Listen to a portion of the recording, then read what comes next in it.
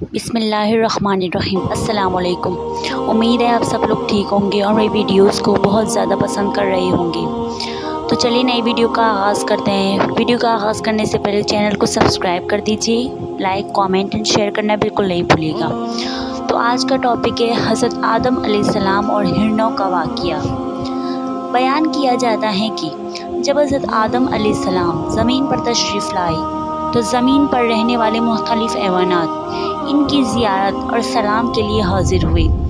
آپ علیہ السلام نے آنے والے جانوروں کو ان کی حیثیت اور منزلت کے مطابق دعا فرمائی۔ ہرنوں کا ایک قول جب حضرت آدم علیہ السلام کو سلام کے لیے ان کے پاس آیا تو حضرت آدم علیہ السلام نے ان کی پشت پر شفقت سے ہاتھ پھیرا اور ان کے حق میں دعا فرمائی، جس کے نتیجے میں حق کے تعالیٰ نے انہیں نافع مشک عطا فرمایا۔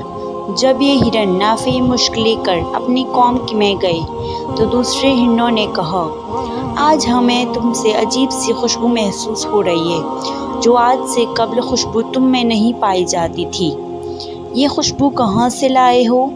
ہرنوں نے کہا، ہم خدا کے بندے حضرت آدم علیہ السلام کی زیارت کے لیے گئے تھے۔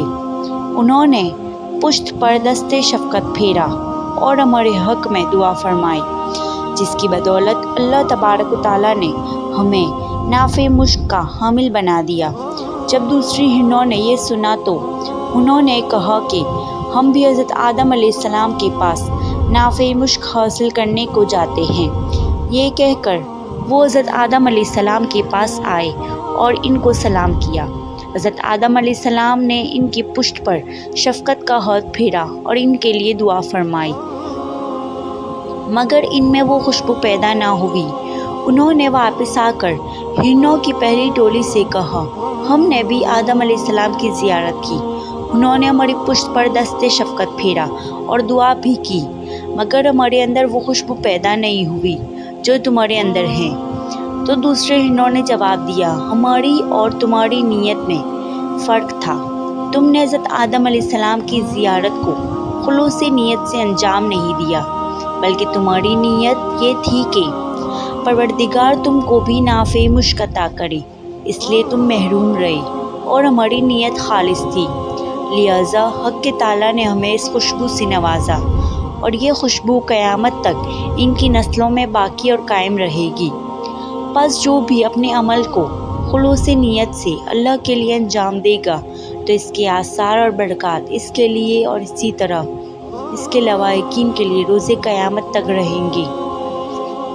اس واقعے سے ہمیں یہ سبق ملتا ہے کہ ہمیں کوئی بھی عمل کرتے ہوئے لوگوں کو نہیں دیکھنا چاہیے کہ وہ دیکھ رہے ہیں یا نہیں، ہمیں یہ دیکھنا چاہیے کہ وہ رب جو 70 ماؤں سے زیادہ محبت کرتا ہے وہ دیکھ رہا ہے ہمیں، اور بے شک اس کا اجر وہ ہمیں روز قیامت میں بہترین دینے والا ہے۔ جزاک اللہ۔